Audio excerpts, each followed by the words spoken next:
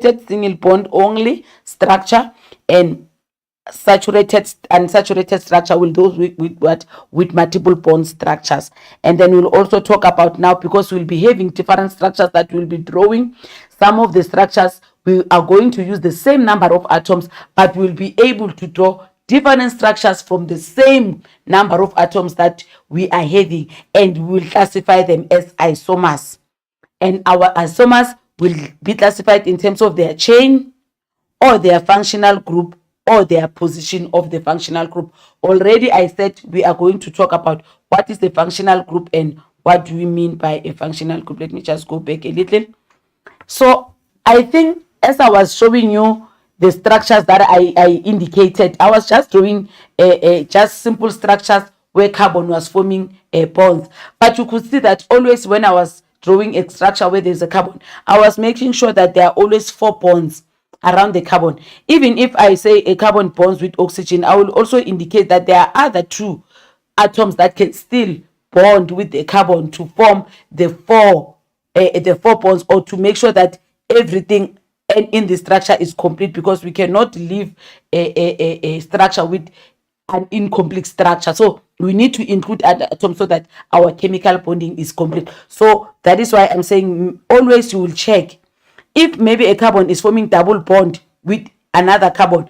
If you want to complete, you need to make sure that there are 1 2 3 4 bonds, 1 2 3 4 bonds around each carbon, so that at the end of the day I will add hydrogens, because already I have spoke about hydrocarbons. I spoke about most of the organic molecules forming those carbon and hydrogen structures, even though some of the atoms will be included, but mostly you will see you will be dealing with those structures that are having carbon and hydrogen, and others can add on and give different names. But what I'm showing here is that even when the carbon is having triple bond, you know that if it's having triple bond, it is just each of the carbon is now missing 1 for the entire characteristic of a carbon to be completed, for the entire number of bonds of carbon to be completed. So it's going to be 1 2 3 4 for this carbon.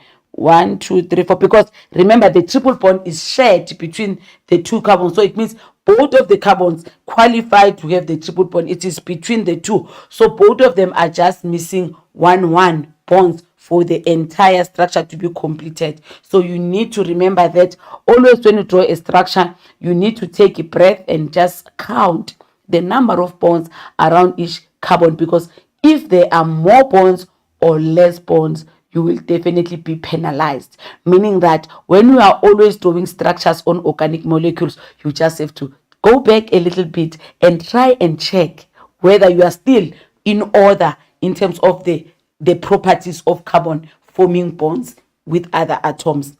Also, we are going to look at the following. We are going to look at different homologous series, as I said. And what you must know is that as they are having their functional group, it is going to be easy for you to identify the functional group of carbons, especially if you have a structure.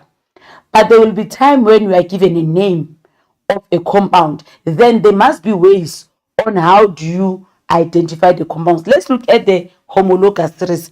These are the 9 homologous series. So it means for the entire topic, we will deal with 9 homologous series. I normally refer to these homologous series as families.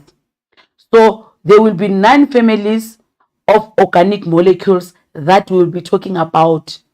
And each and every family, as I said, it is having that distinctive character.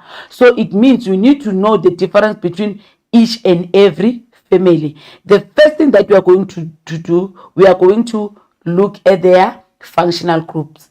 But also, we can also know how do we classify them according to their names. So the first family we can say is our alkanes.